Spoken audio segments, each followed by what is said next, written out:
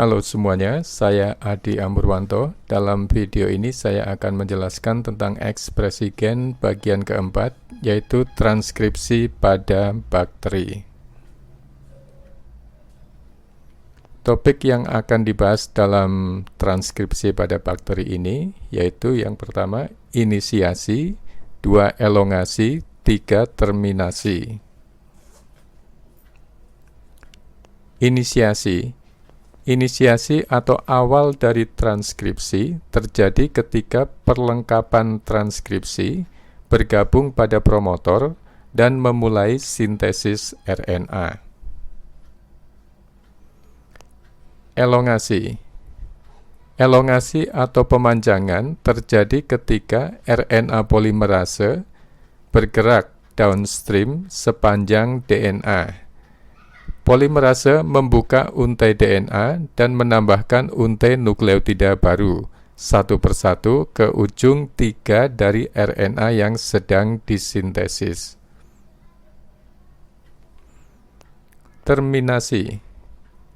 Terminasi atau berakhirnya transkripsi terjadi ketika ujung dari unit transkripsi dikenali dan molekul RNA dipisahkan dari template DNA. Nah, setelah kita melihat outline dari inisiasi, elongasi, dan terminasi, sekarang kita akan melihat dengan lebih mendetail lagi tentang yang pertama adalah inisiasi. Inisiasi meliputi semua tahapan yang diperlukan untuk memulai sintesis RNA seperti pengenalan promotor, pembentukan gelembung transkripsi, pembentukan ikatan pertama antara RNTPS, dan keluarnya perlengkapan transkripsi dari promotor. Pengenalan promotor. Pada tahapan inisiasi transkripsi, perlengkapan transkripsi perlu mengenali dan berikatan dengan promotor. Pengikatan RNA polimerase ke promotor menentukan bagian mana dari template DNA yang akan ditranskrip dan seberapa seringnya. Gen-gen yang berbeda akan ditranskrip dengan frekuensi yang berbeda. Dan pengikatan promotor bertanggung jawab untuk menentukan frekuensi transkripsi untuk gen tertentu. Promotor bakteri.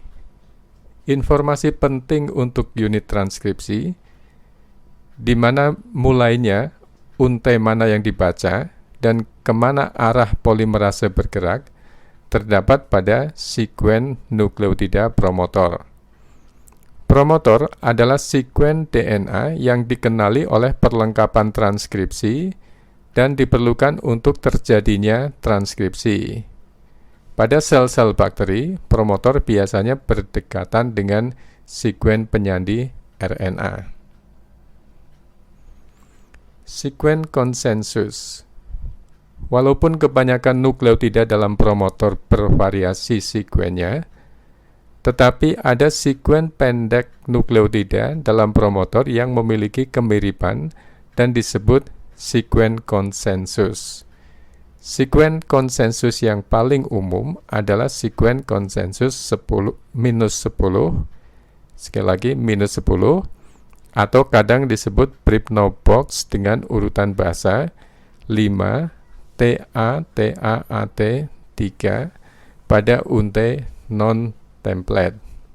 Jadi sekali lagi, angka -10 itu menunjukkan bahwa arahnya adalah arah ke promotor atau arah ke upstream dari +1 atau tempat mulainya sintesis. Lihat pada gambar.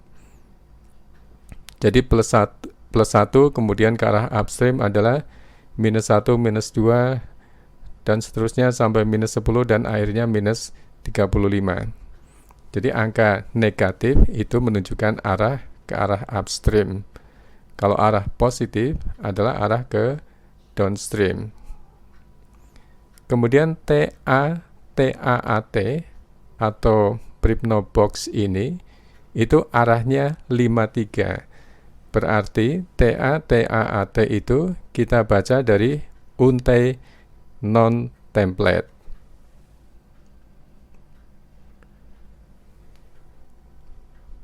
Sekuen konsensus lainnya yang umum pada kebanyakan bakteri adalah TT, GA, CA yang disebut sekuen konsensus atau -35. Sekuen konsensus ini memiliki fungsi untuk pengenalan promotor. Jadi ada -10 atau Pribnobox, kemudian -35. Dan itu penting untuk pengenalan promotor. Pengikatan holoenzim ke sekuen konsensus. Seperti telah dijelaskan sebelumnya, faktor sigma bergabung dengan enzim inti membentuk holoenzim yang mengikat ke sekuen konsensus -35 dan -10 dalam promotor DNA. Walaupun mengikatnya hanya pada sekuen konsensus, tetapi enzim RNA polimerase sendiri terentang dari -50 sampai +20 ketika mengikat ke promotor. Holoenzim mengalami perubahan struktur sehingga mengikat lebih kuat dan membuka untai ganda DNA. Awal sintesis RNA. Setelah holoenzim menempel pada promotor, RNA polimerase menempatkan diri di atas posisi awal sintesis atau +1 dan membuka DNA untuk memberikan template untai tunggal. Kemudian RNA polimerase memasangkan basa pada ribonukleosida trifosfat dengan basa yang komplement dengan tempat awal sintesis atau +1 pada untai template DNA. Primer tidak diperlukan, jadi tidak perlu ada primer untuk memulai sintesis ujung 5 dari molekul RNA.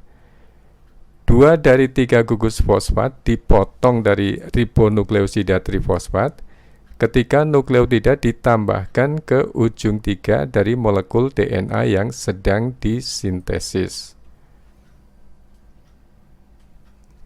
Elongasi. Pada akhir inisiasi, RNA polimerase mengalami perubahan konformasi sehingga ikatan ke sekuen konsensus melemah dan lepas. Perubahan ini memungkinkan polimerase untuk keluar dari promotor dan mulai mentranskrip ke arah downstream. Biasanya subunit sigma kemudian dilepaskan dari holoenzim. Biasanya, berarti ada perkecualian.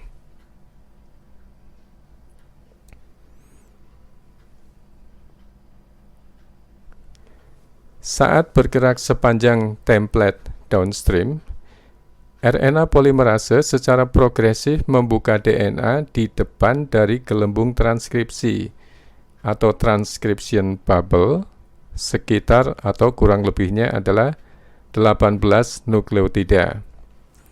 Menggabungkan nukleotida ke molekul RNA sesuai dengan sekuen pada template dan memutar DNA menjadi helix lagi di bagian belakang gelembung transkripsi.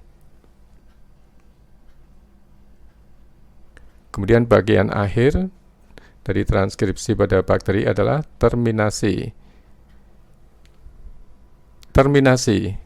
RNA polimerase menambahkan nukleotida ke ujung 3 dari molekul RNA yang sedang disintesis sampai mentranskrip daerah terminator.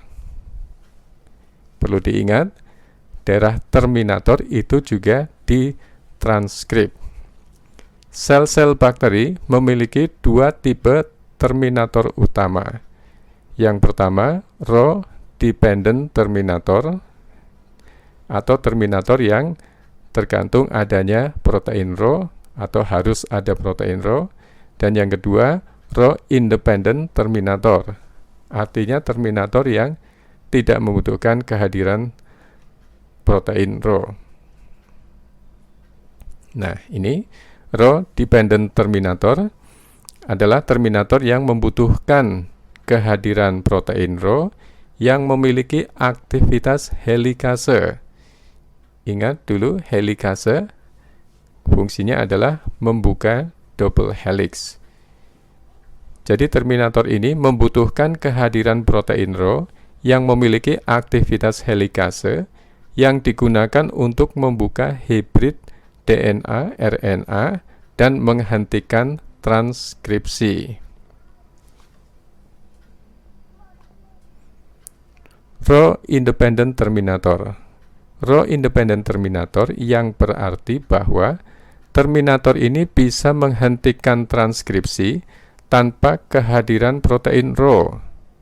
Pertama, terminator ini memiliki sekuen yang mengandung perulangan terbalik yang jika ditranskrip menjadi RNA, maka RNA akan membentuk struktur sekunder, membentuk tusuk konde atau hairpin.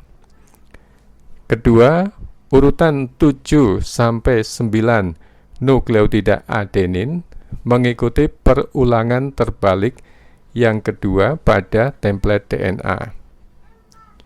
Pembentukan hairpin menyebabkan pasangan DNA-RNA menjadi tidak stabil, dan akhirnya RNA terlepas dari template DNA dan sintesis RNA berhenti. Coba perhatikan lagi. Tadi yang urutan 7 sampai 9 nukleotida adenin. Nah, kita lihat gambar. Jadi kalau adenin itu pada unte DNA template, maka pada unte RNA-nya adalah U. Jadi AAAA, kemudian unte RNA-nya UUUU.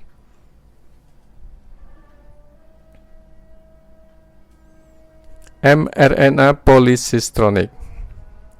Pada bakteri, sekelompok gen-gen seringkali ditranskrip menjadi satu molekul RNA yang disebut mRNA polysystronik. Pada eukariot, setiap gen ditranskrip dan diterminasi secara terpisah. Jadi mRNA polysystronik tidak umum pada eukariot. Nah, kita akan meringkas prinsip dasar dari transkripsi. Yang pertama, transkripsi merupakan proses yang selektif. Yang kedua, RNA ditranskrip dari unte tunggal DNA. Yang ketiga, ribonukleosida trifosfat digunakan sebagai substrat dalam sintesis RNA. Yang keempat, molekul RNA komplement dan molekul RNA komplement atau sesuai pasangan basa dan antiparalel 5335 terhadap unte template DNA. Yang kelima, transkripsi membutuhkan RNA polimerase. Faktor sigma memungkinkan enzim inti RNA polimerase untuk mengikat ke promotor dan memulai transkripsi. Promotor nomor 7, promotor mengandung sekuen konsensus yang penting untuk pengikatan RNA polimerase ke DNA. 8. RNA polimerase mengikat ke DNA pada promotor, mulai mentranskrip pada posisi +1 dari gen dan mengakhiri transkripsi setelah terminator ditranskrip. Demikianlah pembahasan kita tentang transkripsi pada bakteri. Semoga topik ini menambah wawasan saudara. Jika ada yang masih kurang paham, silahkan diulang atau direview sampai saudara benar-benar paham. Tetap semangat dan fokus dalam belajar. Silakan beri masukan ke saya untuk perbaikan pembelajaran yang akan datang, dan jika saudara anggap video ini bermanfaat, silakan share ke teman-teman saudara yang membutuhkannya. Dan nantikan video pembelajaran Genitika berikutnya. Terima kasih.